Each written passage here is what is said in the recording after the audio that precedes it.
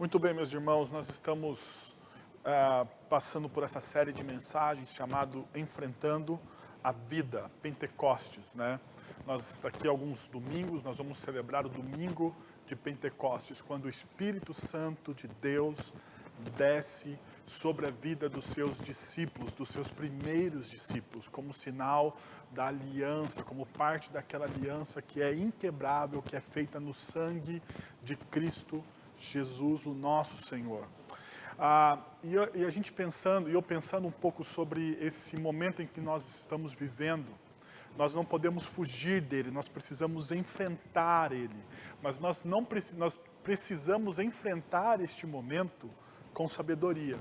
E a única forma da gente enfrentar esse momento com sabedoria é conseguindo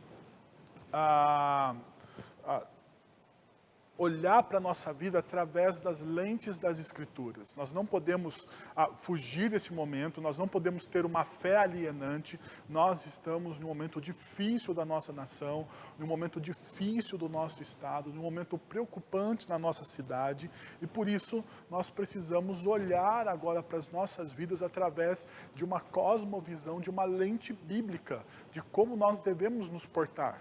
Porque se nós olharmos ou fizermos uma pergunta simples, o que tem provocado medo e instabilidade no nosso coração e na nossa vida, a gente vai perceber que primeiro é uma crise sanitária que se instalou no nosso país através provocada pelo coronavírus. Junto com essa crise sanitária que é provocada pelo coronavírus, tem o agravamento da crise política. Em 15 meses de governo, 8 ministros deixaram o cargo. Nossa, você tem 15 meses de governo e nesses 15 meses, 8 ministros acabam deixando o cargo. É uma crise. A gente tem uma dificuldade ali no governo de relacionamentos e isso cria uma instabilidade, porque toda hora tem algum chefe de algum lugar mudando as coisas e mudando o modo de fazer e reinventando o modo de fazer. A gente não tem o quê? Estabilidade. Prova dessa instabilidade é refletida no mercado. Se você é como eu que gosta de ler um pouco de mercado, bolsas, índices, você vai perceber que com a troca do ministro da Justiça, a bolsa caiu e o dólar disparou. Por quê? Porque a instabilidade dos nossos governantes tem criado um alvoroço dentro do mercado, dentro da economia. Junto com essa crise, existe uma recessão econômica. O Instituto fez uma pesquisa, um instituto inglês fez uma pesquisa que a cada 1 ponto percentual da taxa de desemprego, a cada 1 ponto percentual da taxa de desemprego teve um crescimento de 0,5 de mortalidade. Ou seja, quando a taxa percentual do desemprego cresce, quando a taxa percentual da pobreza cresce, 1%, 0,5% cresce também em mortalidade, em mortandade. Por quê? Porque a pobreza também faz com que as pessoas morram. Então, perceba, nós temos uma crise sanitária, aonde nós estamos lutando contra um inimigo invisível, esse vírus. Nós temos uma crise na política, aonde os nossos governantes não se entendem. Vaidade, poder, dinheiro, todos esses deuses da nossa sociedade estão se degladiando para ver quem toma o poder. Bom, nós temos ainda uma recessão econômica. Nós temos como fruto de tudo isso, nós temos uma recessão econômica. A pergunta que eu quero responder com vocês nessa noite é essa: diante desse cenário, como podemos enfrentar a vida sem um otimismo barato ou cinismo pessimista? Porque dentro desse cenário, a gente pode ter um otimismo barato, a gente achar realmente que nada está acontecendo, que tudo isso é invenção dos Estados Unidos, tudo isso é uma conspiração de um outro país da China, tudo isso é uma cortina de fumaça para desestabilizar as coisas do nosso país. Então, não, nada disso está acontecendo, eu não vou ser contaminado, os meus familiares não serão contaminados, tudo isso que está acontecendo não passa de uma cortina de fumaça. A gente pode olhar dessa forma, e isso seria um otimismo barato. Mas, por outro lado, também você pode se tornar um cínico pessimista. Pode ser até redundante isso, um cínico pessimista. Porque você fala, não, está tudo ruim, as coisas estão indo de mal a pior, é melhor eu me mudar do país. Ou não, nem me mudar do país eu posso mais, porque afinal de contas, esse negócio se instalou em todos os países. Para onde eu for, eu vou encontrar a crise política, a crise econômica. Então, nem para mudar do país hoje a gente pode pensar nisso, porque afinal de contas está todo mundo no mesmo barco. Daí você fala assim, meu Deus, o que vai acontecer com isso? Como é que eu vou me virar com isso? E você pode se tornar um cínico pessimista. Bem, olhando para esse cenário, a gente precisa aquecer o nosso coração e a gente não pode nem passar a ser um otimista barato, nem um cínico pessimista. Então a gente precisa partir para a palavra de Deus. Mas antes da gente partir para a palavra de Deus, eu queria ler para vocês uma citação de Joel Owen sobre o Espírito Santo. Ele diz o seguinte: o Espírito Santo que habita em nós nos guia e dirige. Fundamentalmente, habitualmente, ele ilumina a nossa mente, dando-nos olhos e entendimento, brilhando em nós, transformando-nos das trevas para a sua maravilhosa luz. Joel Owen continua, por meio do qual somos capazes de ver o caminho, conhecer as veredas e discernir as coisas de Deus. Ele nos dá nova luz e entendimento por meio dos quais, em geral, somos capacitados a discernir, compreender e receber as coisas espirituais. Perceba o que o Joel Owen fala a respeito do Espírito Santo. Ele fala, o Espírito Santo, primeiro, habita em nós. O Espírito Santo de Deus, a partir do Pentecostes, a partir da nova aliança feito no sacrifício de Cristo Jesus, na sua morte e na sua ressurreição, esse Espírito Santo, ele habita em nós, Ele nos guia, ele nos dirige de maneira fundamental, de maneira habitual, ele ilumina a nossa mente, ou seja, ele nos dá discernimento, ele nos dá olhos para entender. Então, é fundamental neste momento de crise, para a gente não ter um otimismo barato e nem nos tornarmos cínicos pessimistas, é muito fundamental que o nosso coração esteja alinhado com aquilo que Deus está fazendo na história e, por consequência, o nosso coração esteja transbordando da presença do Espírito Santo de Deus. Aquilo que Paulo fala muitas vezes aos Tessalonicenses, que nós não devemos abafar o Espírito de Deus nos nossos corações. Porque esse Espírito nos dá a habilidade de nós entendermos, interpretarmos a história a partir daquilo que Deus está fazendo. Perceba, ele diz, esse Espírito, ele nos dá uma nova luz de entendimento, por meio dos quais, em geral, somos capacitados a discernir, compreender e receber as coisas espirituais. Veja comigo, as coisas espirituais não são somente coisas da igreja, a gente precisa reentender isso. Tudo que nós fazemos na nossa vida é espiritual. Tudo que nós fazemos na nossa vida tem um fundo espiritual. Não é somente o louvor, não existe essa dicotomia entre coisas da igreja ou coisas celestiais, coisas sagradas e coisas profanas. Não existe. Para um cristão, para alguém que tem uma teologia sadia no seu coração, para aquele que realmente busca a presença de Deus, tudo o que ele faz é espiritual. Veja o que o apóstolo Paulo diz, quer vocês comam, quer vocês bebam, vocês façam tudo, ou seja, coisas simples, como beber e comer, elas devem serem feitas para a glória de Deus. Não, perceba, coisas ordinárias, coisas que não são espirituais, que a gente não daríamos importância a elas como algo espiritual. Não, mas o apóstolo Paulo, ele diz, olha, se você quer você coma, quer você beba, você faça isso para a glória de Deus. Bom, eu gostaria então de convidar você a ler comigo o texto de João, capítulo 16, versículos de número 5 até o versículo de número 11, que diz, mas agora vou para junto daquele que me enviou, e nenhum de vocês me perguntará para onde o Senhor vai. Pelo contrário, porque eu lhes disse essas coisas, a tristeza encheu o coração de vocês. Mas eu lhes digo a verdade, é melhor para vocês que eu vá, porque se eu não for, o Consolador não virá para vocês. Mas se eu for, eu o enviarei a vocês. Quando ele vier, convencerá o mundo do pecado, da justiça e do juízo. Do pecado, porque eles não creem em mim. Da justiça, porque vou para o Pai e vocês não me verão mais. Do juízo, porque o príncipe deste mundo já está julgado. Até por aí.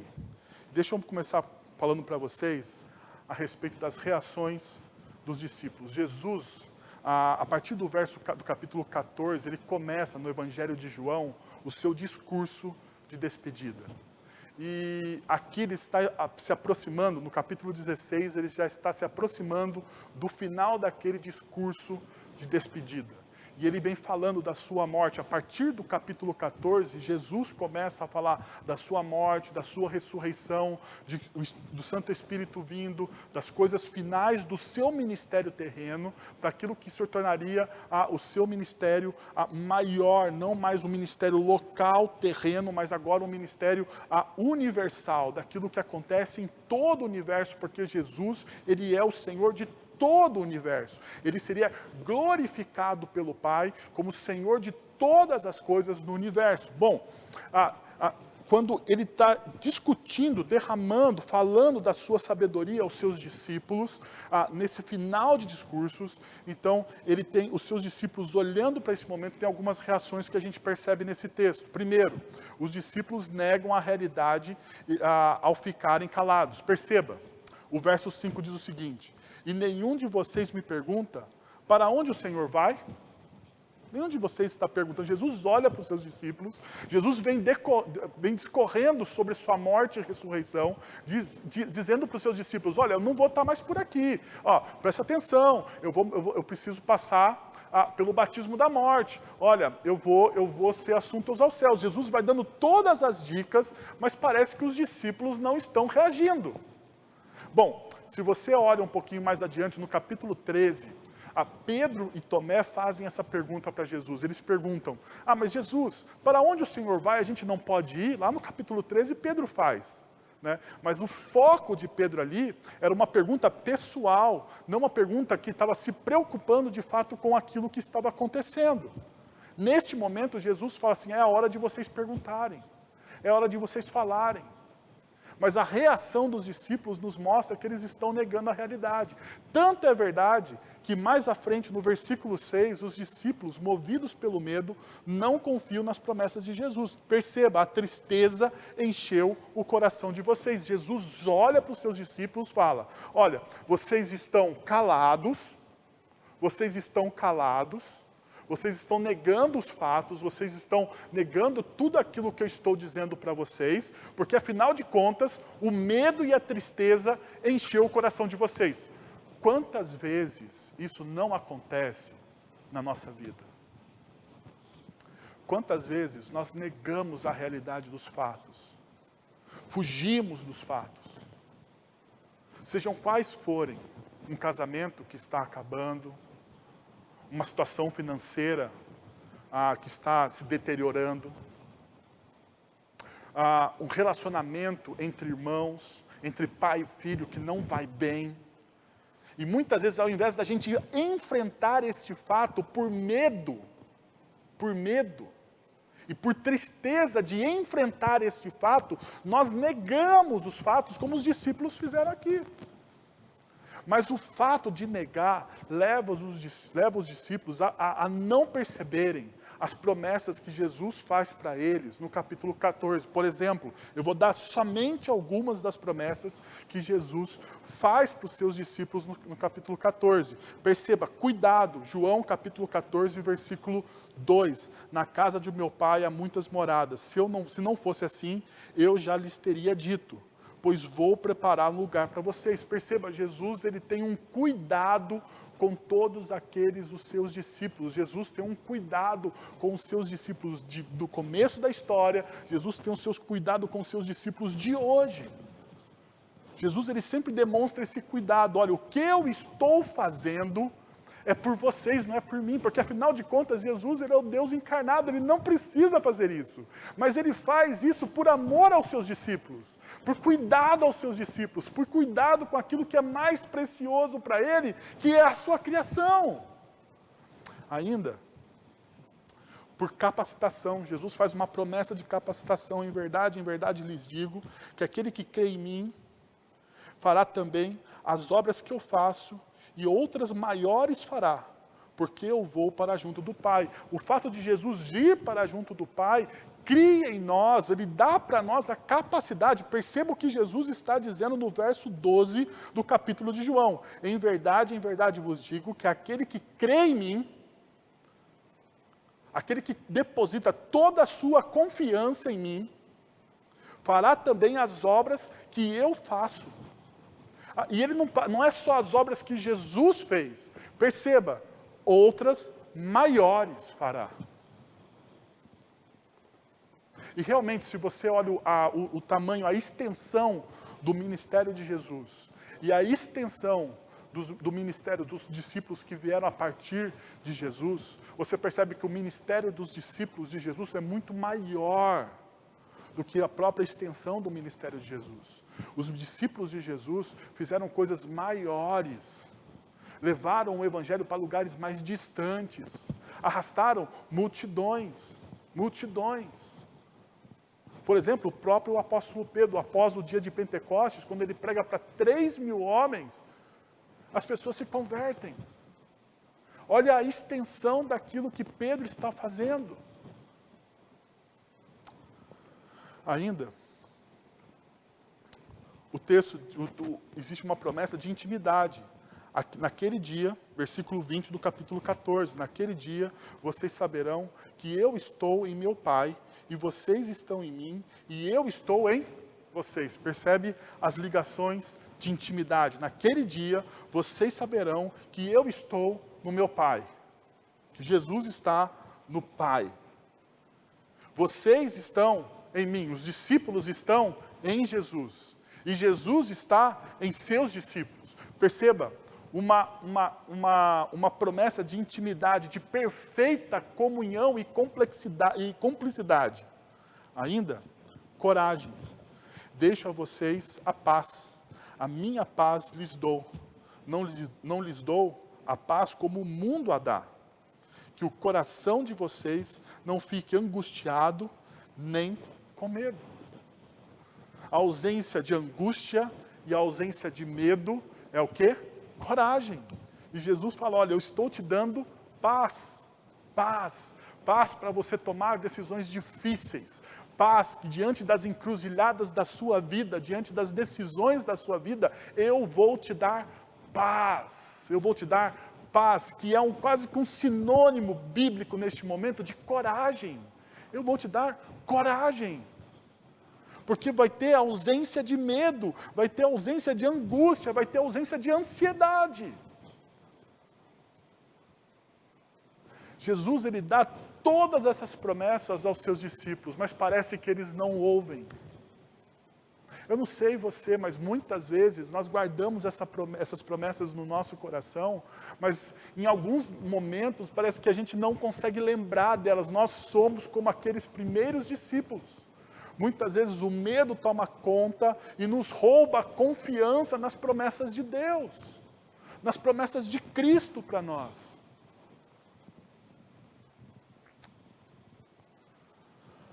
Perceberam as reações dos discípulos? Mas é interessante que Jesus, ele nunca para ou deixa de fazer algo por causa das reações dos discípulos. São reações negativas. São reações que eu e você temos. Mas o mais interessante é que Jesus, ele continua fazendo, apesar de muitas vezes da nossa incredulidade ou da nossa falta de confiança. Ou do nosso medo. Jesus, ele continua trabalhando. Então, graças a Deus, o discurso de Jesus não para por aí. E as lições que Jesus nos dá nesse texto é sobre a obra ou a missão do Espírito Santo no nosso meio. Mas eu gostaria de levantar uma segunda pergunta, então. Como o Espírito Santo executa a sua missão através dos discípulos de Jesus? Porque se você perceber bem no texto, Jesus vai falar especificamente agora a respeito da missão do Espírito Santo. Da missão do Espírito Santo. Como o Espírito Santo age no convencimento das pessoas. Porém, eu tenho que dar uma pausa aqui, para que você não entre num modo tipo, como é que eu posso dizer, acomodado de ser. Né? Porque a gente muitas vezes olha para esse texto e fala assim, bom, então é o Espírito Santo que precisa convencer as pessoas. É o Espírito Santo que tem que fazer com que as pessoas reconheçam o seu pecado, reconheçam a justiça, reconheçam o juízo. É o Espírito Santo que precisa fazer isso. Bom, deixa eu dar uma pausa aqui. É o Espírito Santo que faz isso através da pregação, do testemunho e da fidelidade da igreja. Deus escolheu, na sua forma soberana, de uma forma soberana, Deus escolheu a igreja como forma de testemunho, de pregação e uma forma de fidelidade. Através dessa fidelidade, do testemunho e da pregação do Evangelho, Deus escolhe usar a igreja, o povo dele. Então, mais uma pausa aqui, porque quando eu falo em igreja, as pessoas olham e falam assim, bom, é a instituição, é o nós. E existe uma grande dificuldade das pessoas de falar que a igreja sou eu. Então, se você está me acompanhando nesse momento, você fala assim, ou você digita aí nos chats das nossas redes sociais, a igreja sou eu. A igreja sou eu. Não, a igreja não é o nós.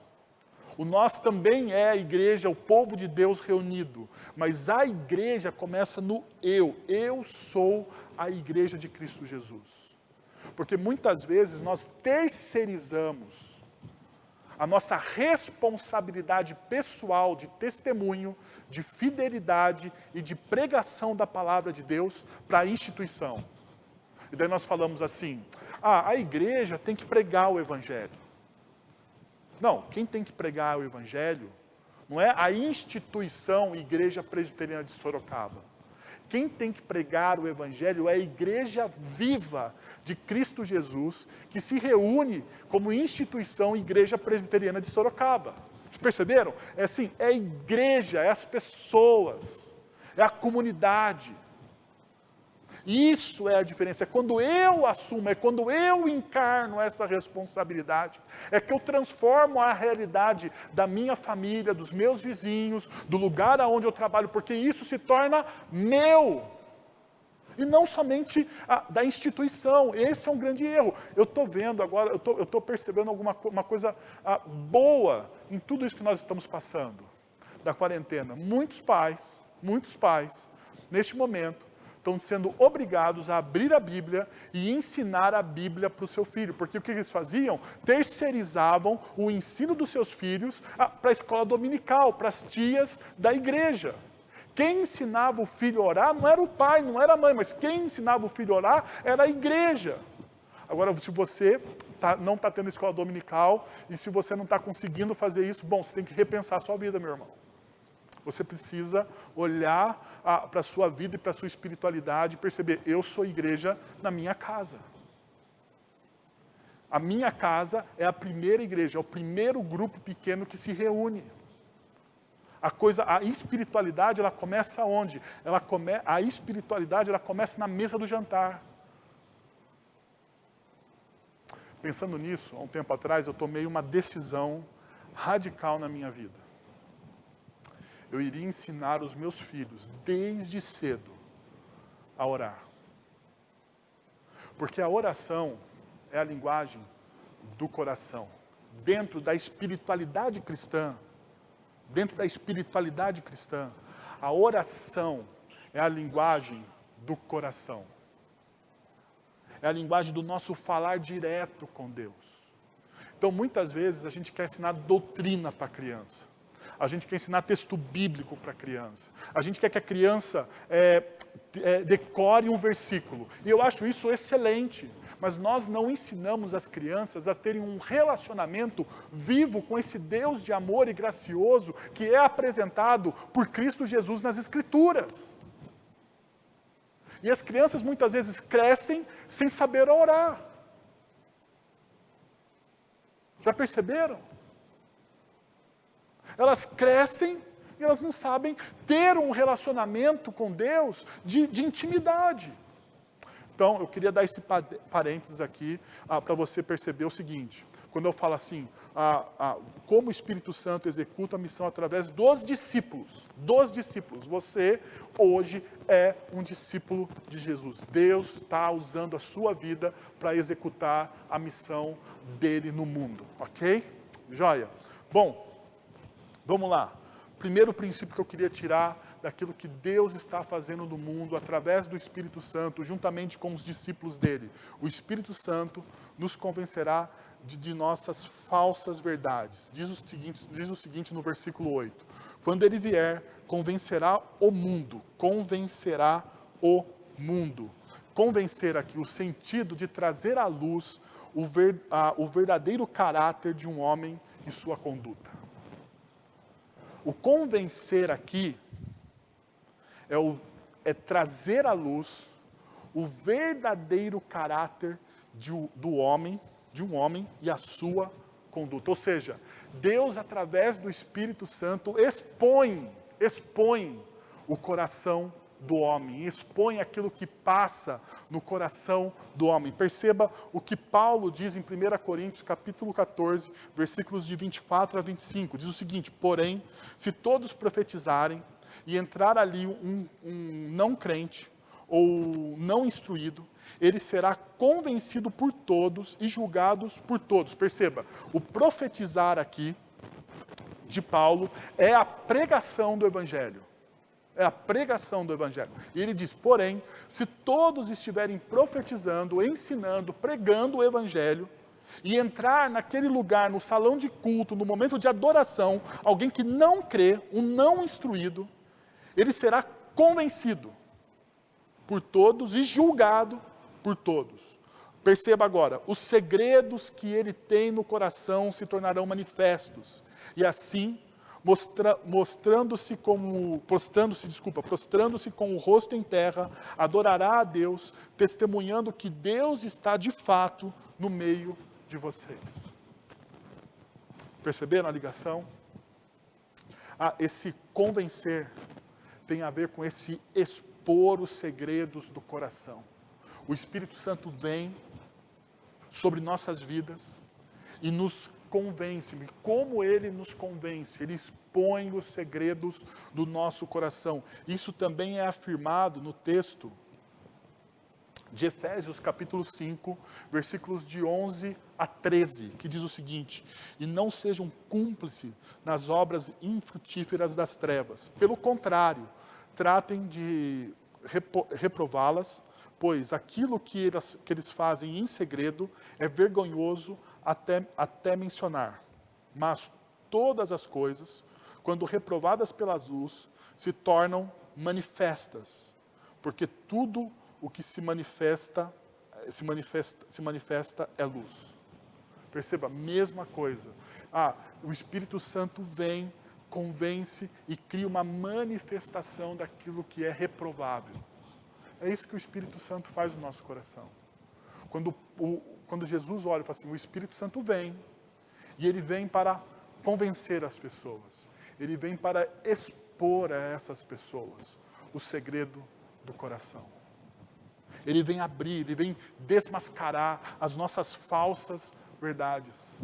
Porque muitas vezes eu e você criamos falsos personagens de quem nós somos.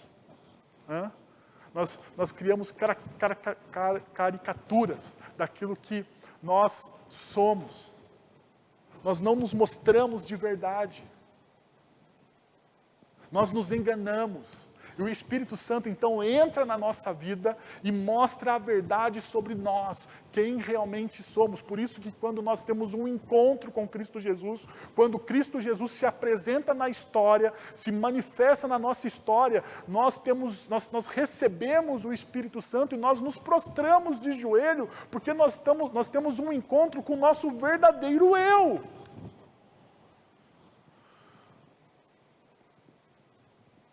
Eu espero muito que você que está me assistindo nessa noite, compartilhando essa palavra com você, eu espero muito que você tenha um encontro verdadeiro na sua história, que Cristo Jesus se revele a você, que Ele venha a você, e você possa ter um encontro onde você possa arrancar as suas falsas máscaras, as suas falsas verdades a respeito de você mesmo. Porque tudo isso é fantasioso. Só que essa fantasia pesa. Você manter uma mentira, você manter uma máscara de quem você é muito pesado. Você não ter a liberdade de ser você mesmo. E quando o Espírito Santo de Deus vem e mostra realmente quem você é, quando Ele expõe os desejos do seu coração, Ele te dá a liberdade. Ele transforma a sua vida, redimensiona a visão sua a respeito de você mesmo. Mas uma outra verdade é que o Espírito Santo convencerá o coração de sua incredulidade. Perceba, ele diz assim, o Espírito convencerá a pessoa do pecado, porque eles não creram em mim, não creem em mim. Pecado aqui significa duas coisas. Primeiro, a clássica, que é errar o alvo, né? Mas existe um problema dessa clássica fala, ou dessa clássica tradução da palavra pecado para nós, de errar o alvo. Porque a gente muitas vezes limita o pecado a um fato. Eu errei o alvo naquela decisão. E daí o pecado se torna um negócio assim meio que estanque. Quando na verdade a natureza do pecado, olhando biblicamente, ela é muito mais ampla. Muito maior do que um fato. Não é porque você olhou para uma mulher de forma indevida, você pecou somente. Não, você pecou porque olhou para essa mulher de forma indevida. Você pecou, minha senhora, porque você olhou para aquele homem de forma indevida. Você errou porque você desejou aquilo que não era seu. Você de fato errou nesses fatos. Mas o pecado ele é muito mais amplo do que isso. Então existe uma outra alternativa que é desviar-se do caminho da retidão. Porque é um processo. Para desviar-se do caminho da retidão, você vai se desviando um pouquinho de cada vez. Você vai saindo do caminho, assim como eu estou saindo da câmera, um pouquinho de cada vez até você sumir. Mas é um processo, não é de uma hora para outra. Você vai dando um grauzinho. E daí quando você vê, você se desviou muito. Mas depois de muito tempo. Bom, segundo, a ideia de crer aqui. É a ideia do não crer, né? Que são duas palavras, mas o crer aqui é confiar em Jesus ou Deus como capaz de ajudar, seja para obter ou para fazer algo. Perceba, é confiar em Jesus ou Deus como capaz de ajudar, seja para obter algo ou seja para fazer algo. Então, quando eu não confio em Jesus, colocando as minhas orações diante deles assim, Senhor, eu preciso disso, derramando o meu coração diante de Cristo Jesus, pelas minhas necessidades, quando eu não confio e eu não derramo o meu coração, eu não estou crendo. Da mesma forma, quando eu duvido da capacidade que Deus me dá através do Espírito Santo, eu não estou crendo. Porque perceba para quem Jesus está falando.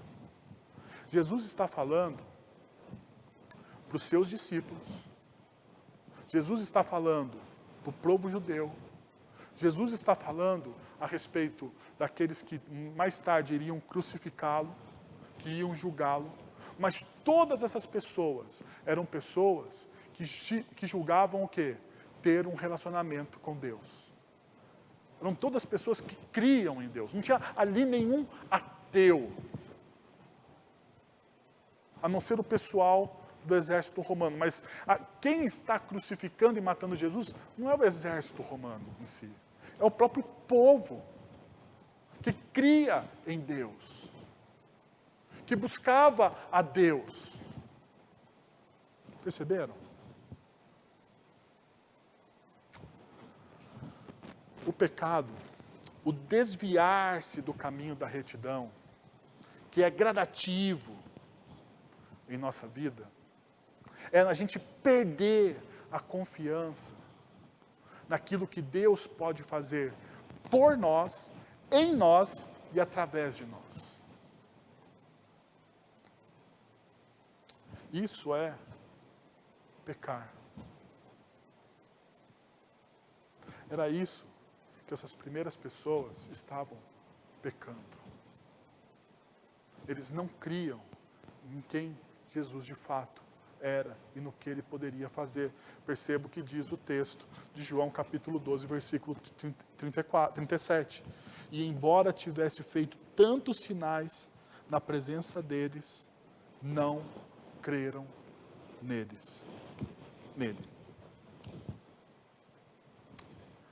E embora tivesse feito tantos sinais na presença deles, não creram nele. Eu queria que você parasse nesse momento e olhasse para a sua vida e lembrasse de todos os sinais que Deus fez na sua vida. De todos os sinais. De toda a bondade que Deus já despejou na sua vida. E quando você olha para toda essa bondade, para todos esses sinais, isso não aquece o seu coração para você crer. Ou, como essas pessoas, apesar de verem os sinais, apesar de verem sinais do próprio Jesus, de verem o cego ver novamente, de verem o coxo se levantar, tudo que Jesus realizou, eles não creram. Aonde você está? Ainda, o texto nos ensina que o Espírito Santo nos convencerá da nossa falsa justiça. A justiça, da sua justiça, porque vou para o Pai e vocês não me verão mais. Eu gostaria de fazer uma citação agora do pastor presbiteriano de Nova York, Tim Keller, que ele diz o seguinte: o que é cruel? É o que os religiosos falam constantemente sobre confiar em Deus. Mas, se você acha que sua bondade, de alguma forma, contribui para a sua salvação, porque todo religioso, vou dar uma parada aqui, todo religioso acha que a sua bondade, que os seus bons feitos, dá a ele um nível de salvação melhor do que das outras pessoas. Todo religioso é orgulhoso. Então, o que muitas vezes afasta uma pessoa religiosa de Deus é as suas bondades. As nossas bondades, muitas vezes, nos afastam da presença de Deus, porque nós nos tornamos orgulhosos. E o texto continua o seguinte: mas, se você acha que sua bondade, de alguma forma, contribui para a sua salvação, na verdade, você está sendo seu próprio salvador. Está confiando em si mesmo.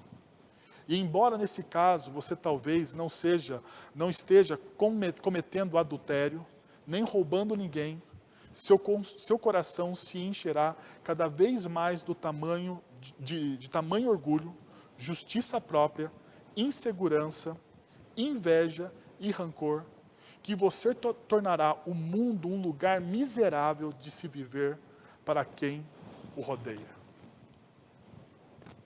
Percebeu o que um religioso faz? Um religioso confia tanto no seu potencial de fazer bondades, que ele se torna o seu próprio salvador. Porque, não, eu confio, eu sei tudo o que está na Bíblia, ele cita, ele manda versículo pelo WhatsApp, porque hoje está assim, né? Todo mundo está mandando meditações pelo WhatsApp. Ele fala o tempo todo no WhatsApp a respeito de Deus, porque é sempre o religioso que você quer reconhecer um religioso, ele sempre fala na primeira pessoa. Porque eu, e esse cara, então você pode tomar um pouco de cuidado, que ele é religioso. Ele é religioso. Ele confia no seu taco, ele confia nas suas próprias bondades. Essa pessoa, ela não comete adultério, ela não rouba ninguém, ela não faz trapaça, mas ela transforma o mundo das pessoas que a rodeiam em um verdadeiro inferno. Ele faz com que pessoas que não conheçam o Evangelho tropecem. Ele faz com que pessoas que conhecem o Evangelho tropecem. E existem pessoas assim. Então perceba que essa palavra que Jesus está usando aqui, a justiça, tem a ver com integridade, virtude, pureza de vida, pensamento, sentimento e ação corretos, num sentido amplo. Estado daquele que é como se deve ser, condição aceitável para Deus. Pergunta, meus irmãos, você tem a condição aceitável para Deus sem a obra de Cristo Jesus? Você é aceitável, você é íntegro, você é cheio de virtudes, você é puro. Você é puro no seu olhar, você é puro no seu falar. Você é puro no seu pensar. Você é puro nas suas negociações. Os seus pensamentos, os seus sentimentos que ninguém conhece, nem a sua esposa, nem os seus filhos, nem os seus amigos, os seus sentimentos, as suas ações, não quando todo mundo está olhando, as suas ações quando ninguém está olhando, porque integridade não tem a ver de você ser reto, não tem a ver com você ser reto enquanto todo mundo está olhando. Integridade é aquilo que você é quando ninguém está olhando.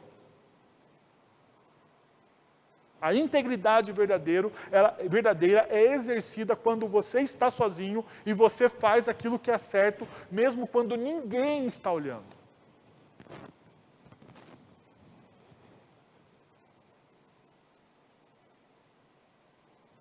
Você é como você deveria ser?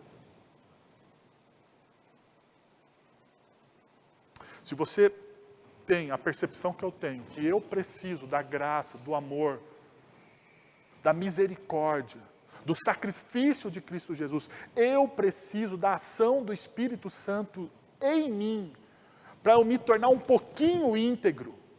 Eu preciso que o Espírito Santo de Deus faça uma obra no meu coração para tornar os meus pensamentos, os meus sentimentos puros. Então você deve estar no caminho certo.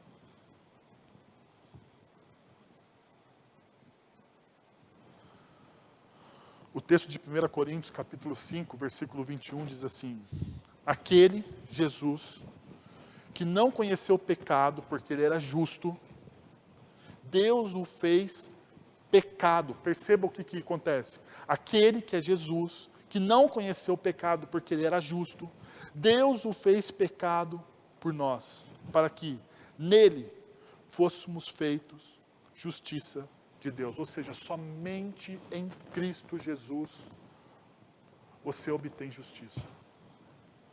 Somente em Cristo Jesus e na graça de Cristo Jesus você se torna justo. não pelo seu esforço.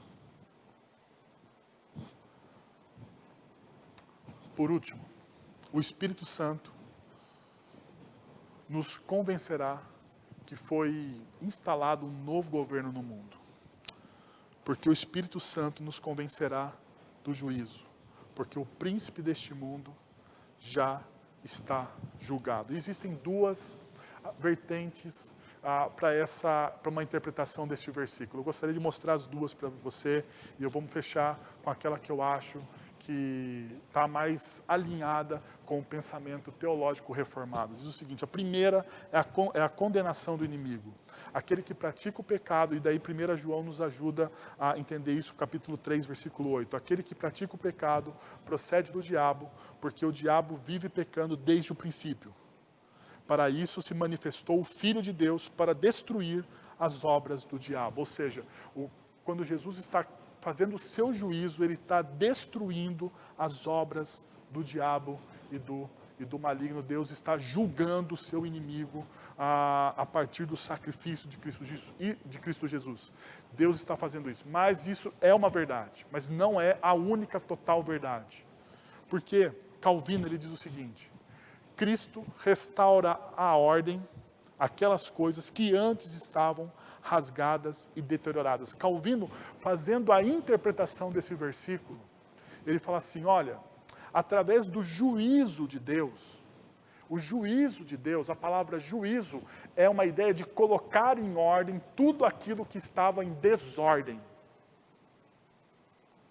Essa ideia de juízo de Deus é colocar em ordem tudo aquilo que estava em desordem. Então ele diz: Cristo restaurará a ordem aquelas coisas que antes estavam rasgadas e deterioradas. Daí, no seu comentário, ele diz o seguinte: mas prefiro uma opinião diferente, falando da opinião primeira, a saber, a luz do Evangelho, tendo sido acesa, o Espírito manifesta que o mundo já foi trazido a uma boa ordem pela vitória de Cristo, pela qual ele subverteu a autoridade de Satanás.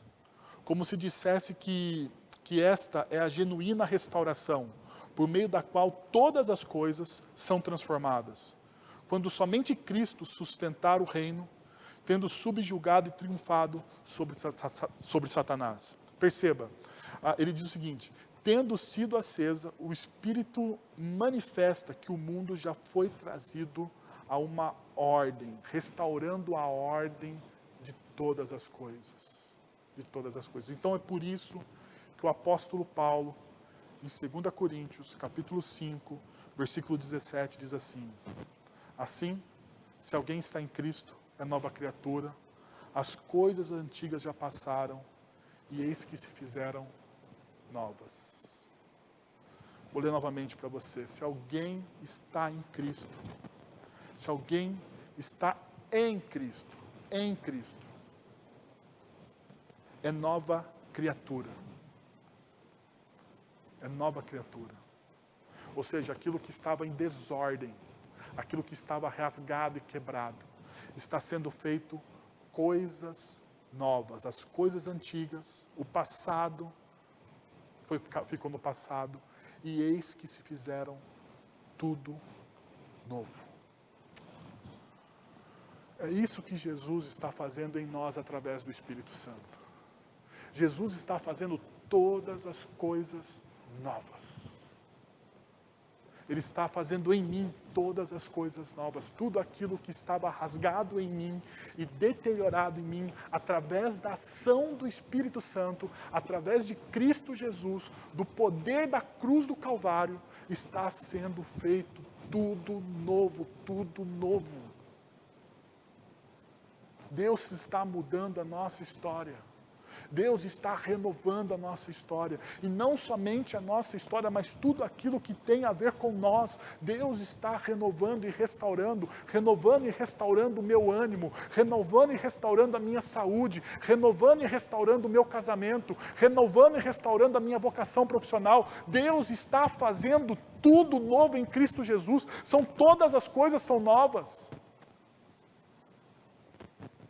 E eu queria convidar você, meu irmão e minha irmã, a se render nessa noite à ação poderosa do Espírito Santo, para que todas as coisas sejam feitas novas nas suas vidas. Que você rasgue o seu coração, que você confesse as suas falsas verdades, que você confesse as suas bondades, a sua confiança no seu ser, no seu eu.